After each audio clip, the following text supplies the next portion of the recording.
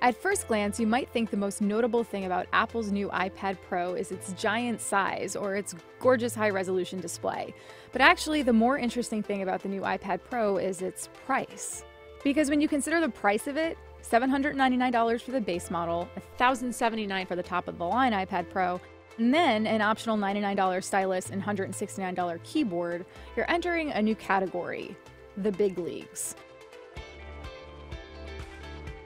That's as much as Apple's own MacBook Air or Microsoft Surface Pro, and they're, real computers, not just tablets.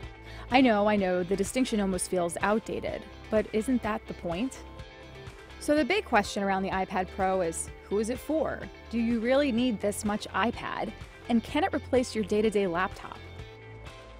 Okay, let's start by talking about how big the iPad Pro is. It has a 12.9-inch diagonal display, larger than any iPad before it.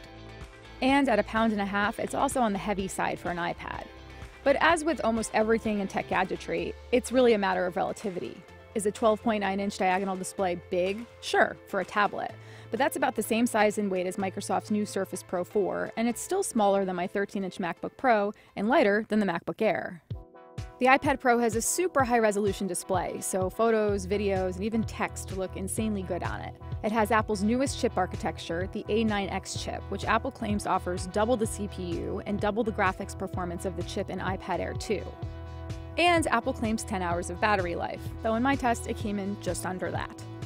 It is, without a doubt, the most powerful iPad ever. In fact, there are a lot of things about it that make this feel like a full computer. It can multitask with split screen, so you can run various apps like Mail and Slack or Microsoft Word and Microsoft Excel side by side in their full size.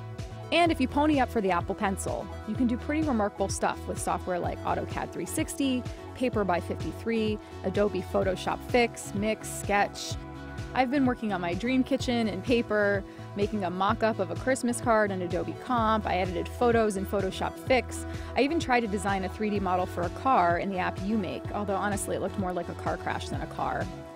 There is something unapologetically Apple about revealing a white pencil and calling it Pencil and charging $99 for it. And it's lacking some basic design elements that something like Microsoft Surface Stylus has. The top part of it doesn't work as an eraser, it's not magnetized, and it doesn't have a clip if you want to get old school nerdy and stick it in your shirt pocket or something. But this pencil is technologically impressive. Where using other styluses often results in a tiny bit of latency, the Apple Pencil felt really accurate when I was using it. It has a tilt sensor so it knows when you're shading. Basically, it felt like using a pencil. Then there's the keyboard. Maybe even more so than the pencil, Apple really is taking a page from Microsoft here with this cover keyboard. But the addition of Apple's own keyboard really does make the iPad Pro feel like a PC replacement.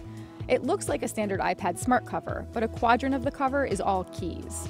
Using a magnetic smart connector, the iPad snaps into the smart cover keyboard, and then the keyboard itself draws power from the iPad, so you don't ever need to charge it.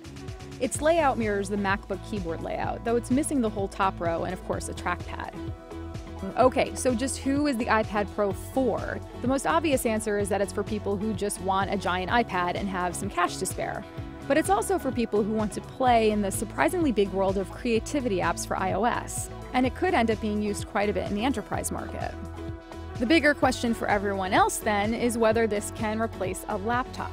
On the one hand, it can't fundamentally do all the things a MacBook can. It can't give you Adobe's desktop versions of creative apps or even Apple's own Final Cut Pro.